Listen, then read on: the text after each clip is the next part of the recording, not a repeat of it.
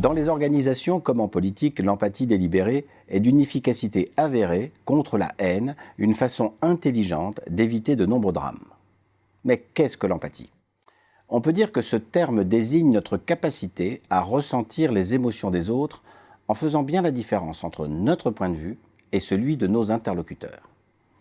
L'empathie exige donc suffisamment de sensibilité pour comprendre, mais pas trop, pour éviter de faire éponge et subir une forme de contagion émotionnelle. De nombreux spécialistes affirment que nous avons tous une disposition naturelle à l'empathie. C'est vrai, mais cela ne doit pas occulter le fait que l'empathie est aussi une pratique sociale et culturelle, comme le montrent tant d'événements historiques pendant lesquels la nature humaine a prouvé qu'elle était parfaitement capable de ne manifester aucune empathie envers ses semblables. Il est donc intéressant de considérer une forme d'empathie délibérée, lorsque celle-ci ne se limite pas à un réflexe conditionné ou simplement à du conformisme social. Cette empathie délibérée est bien sûr le fruit d'une démarche volontaire qu'il faut distinguer de la compassion puisqu'elle a un but. Elle est intéressée.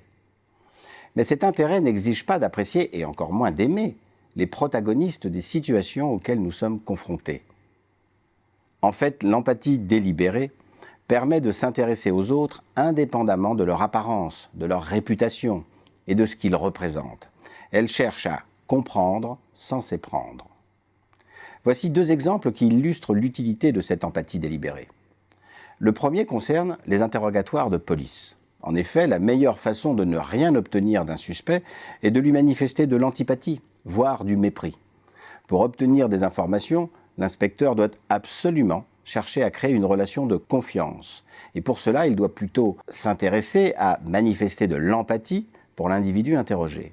Cela ne veut pas dire qu'on le trouve sympathique, mais c'est ainsi, la nature humaine a peu de chances d'être coopérative avec quiconque la déteste. L'autre exemple est celui de l'ancien secrétaire d'État à la Défense américain, Robert McNamara, qui témoignera des années plus tard sur un moment critique de la guerre froide entre les Américains et les Russes, à savoir la crise des missiles de Cuba. Voici ce qu'il dit. Khrouchtchev, Kennedy et Castro étaient des gens très rationnels.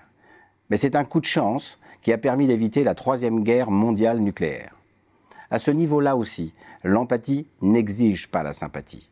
Ce n'est pas parce que la Russie était le principal ennemi des Américains qu'il fallait lui prêter des intentions plus belliqueuses qu'elle n'en avait. En trouvant des marges de manœuvre dans des situations délicates, l'empathie délibérée facilite le dialogue, désamorce les conflits avant qu'ils ne s'enveniment, et ce, même lorsque la recherche de la compréhension de l'autre n'est pas réciproque.